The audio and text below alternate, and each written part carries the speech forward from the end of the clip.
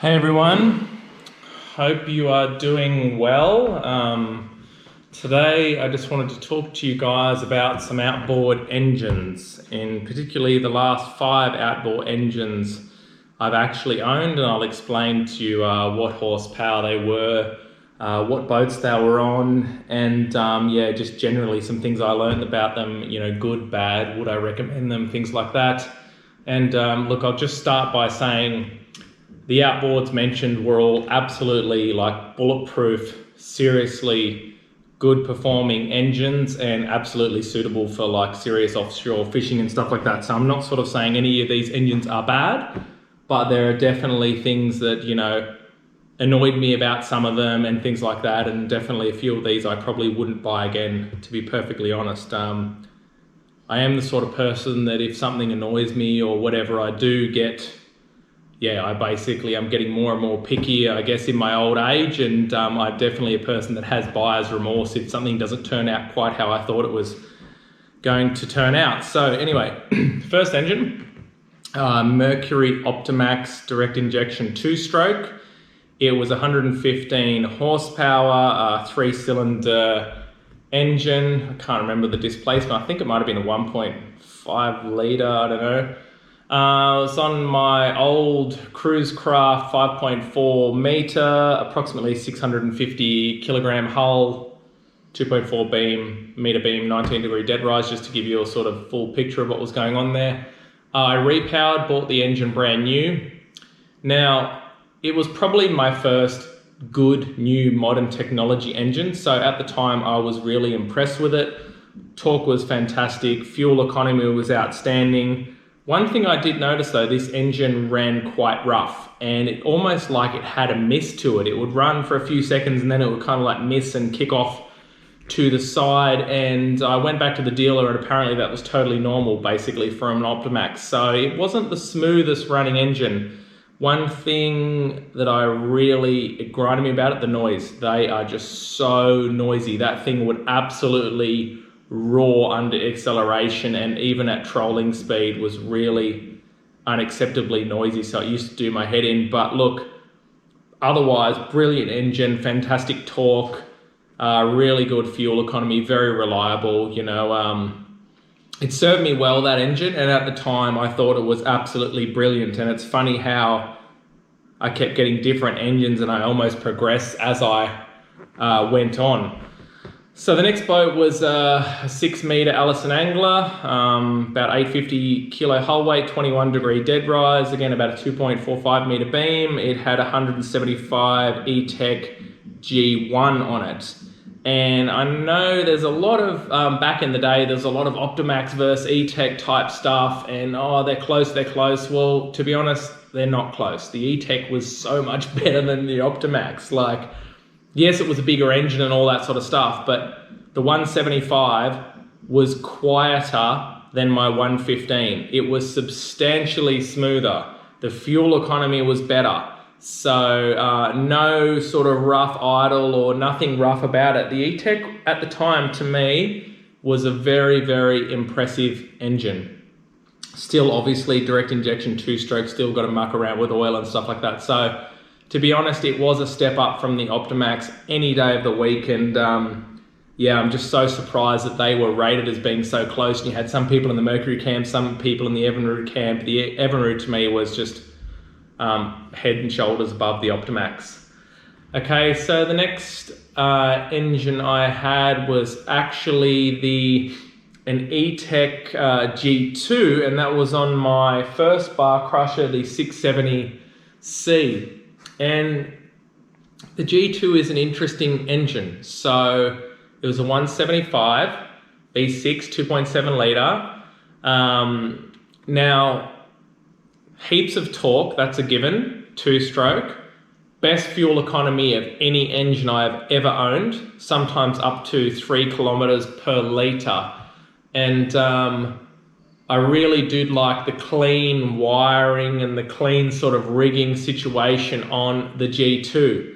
Really also loved, that was my first engine with digital throttle and shift. And once you own an engine with that, honestly, you'll never actually want to go back. It's pretty much like a game changer. When you go back to a cable engine which I did, you're kind of like, what's going on here? This feels rubbish. You have nowhere near the precise control and things like that, especially around boat ramps and driving on and off the trailer. Now, back to the engine. Torque brilliant, fuel economy brilliant, performance brilliant. The noise was ridiculous. The G2, again, just a very, very noisy engine. So they were supposed to have been quieter than the G1, but I'm not so sure that's true. Very, very noisy engine. Noisy at trolling speed, noisy underway. It used to actually drive me nuts trolling with that engine, like to the point that I'd have to wear earplugs. So yeah, 3 direct injection 2-strokes in a row, same pattern between all of them. Torque awesome, fuel economy awesome, all very, very noisy. And when you're spending really long days trolling offshore, it actually used to just drive me crazy. The other thing that was common amongst all 3 was the 2-stroke oil smell. Now I know the G2 apparently has the lowest emissions in the world, and maybe it does. Maybe it has the lowest measurable emissions in the world. But the smell is awful. Seriously, like it's awful, and something about 2-stroke oil, it actually makes me sick, and it would often make all of us sick on those boats mentioned. Like sick to the point that you would be vomiting and stuff like that. I just cannot stand the actual 2-stroke oil smell. Who's here? Sorry about that. I still have heaps of things going on here at my house. Okay, back to the 2-strokes. So the smell, like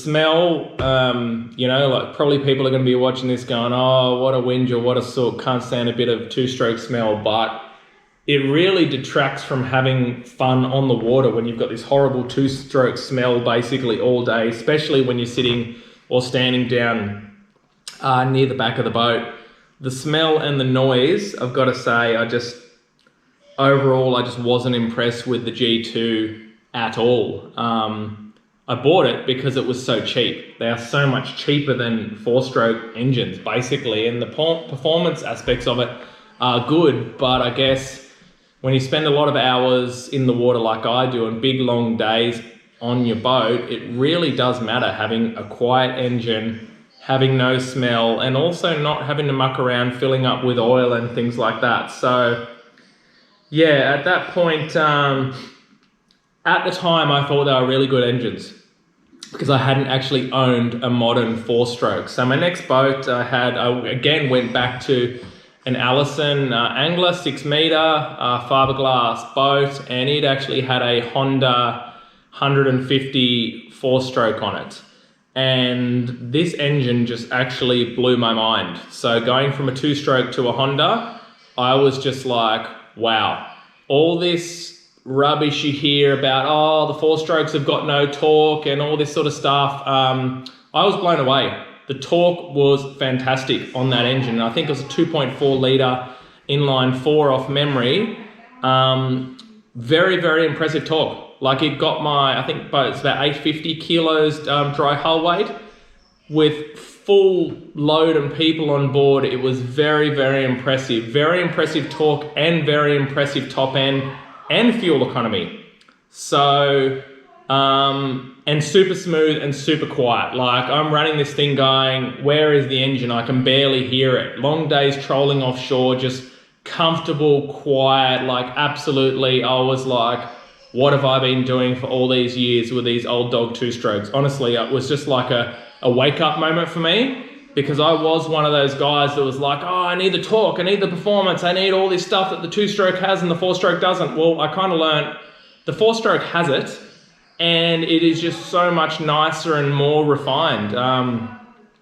It literally just changed the way that I viewed the whole outboard situation, and certainly after even moving to that Honda, I would absolutely never own a 2-stroke again. I would not ever buy a boat with a 2-stroke engine on it.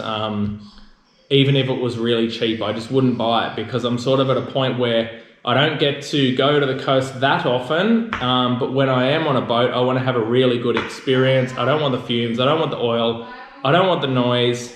I just want a quiet, nice, smooth experience. So yeah, the Honda basically blew my mind. My brother-in-law also had a Honda on his 6-meter Haynes Hunter, and same sort of experience, just beautiful, smooth, just easy operation, easy in every single way.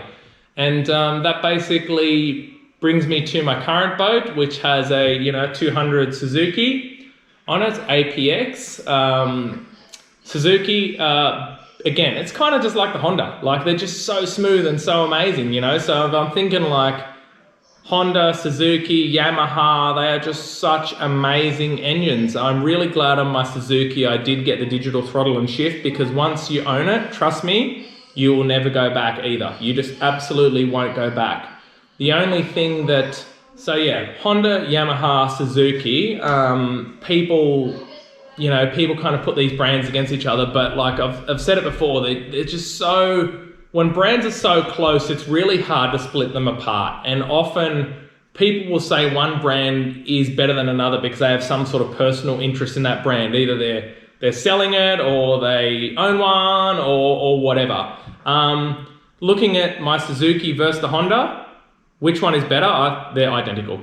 Seriously. Apart from the digital throttle and shift on the on the Suzuki, which is an actual feature that you can now get on just about any brand, absolutely sort of identical, on par, don't notice the difference.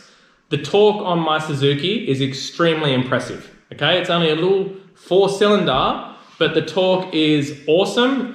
With my bar crusher, I can have 6 people on board, can be trying to climb up the back of a 4-meter swell, accelerator goes down, boat just takes off. The torque is just instant. So, to the point that I'm not even sure that the 2-strokes do have more torque. Like, I don't even know. These manufacturers don't provide their dyno results for torque or anything like that. I know there are videos out there like the plain truth challenge, like the Yamaha versus the E-Tech and stuff like that. But in the real world, I just don't actually notice it. So I'm just not sure how factual those sort of things are, because so many other factors come into it, like your hull shape, size, weight, dead rise, also your prop selection. Prop selection is absolutely huge. So my Honda had a Solus 4-blade propeller on it, and it was just an awesome propeller. So that contributed to the torque.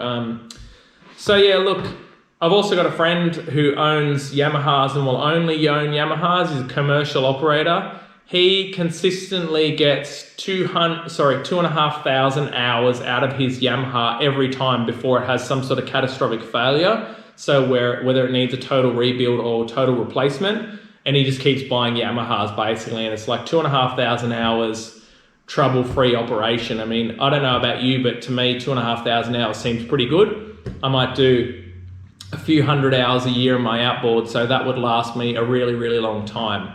So look, I think all of these 4-strokes are pretty amazing. I used to like 2-strokes until I converted.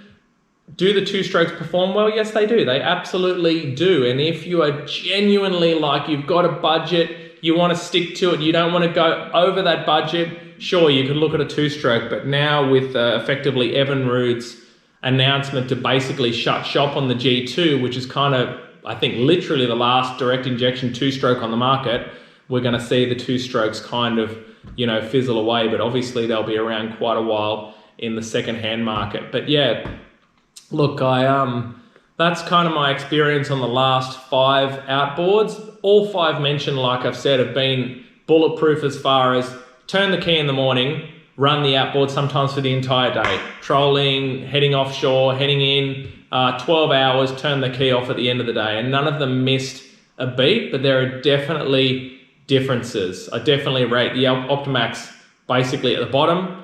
Next would be the E-Tech G1.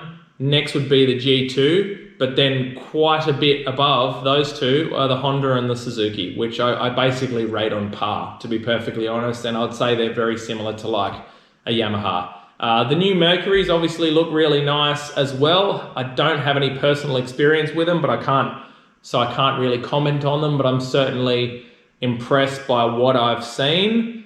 I just kind of wanted a Suzuki personally. I just wanted to give a Suzuki a crack because I think they're just a really solid, proven performer. Anyway, so interested to see what you guys think about that. Please don't get revved up if you own any of those outboards and you don't agree with my comments, again, I'll just say they're my own personal experience of owning those outboards. And I guess it's not until you own multiple different outboards where you start to sort of reflect on the ones you did own and go, okay, which one was better, worse, and why, etc. Would I own it again? But anyway, hope you found that interesting. I don't know if fishing, boating guys do find videos interesting where someone just talks at them in front of a camera at their dining table, but hey, let's find out. Let me know what you think, and yeah, if anything you'd want to know from me, it's just a random fishing, boating dude, reach out and I'll give it a crack. All right, see you next time.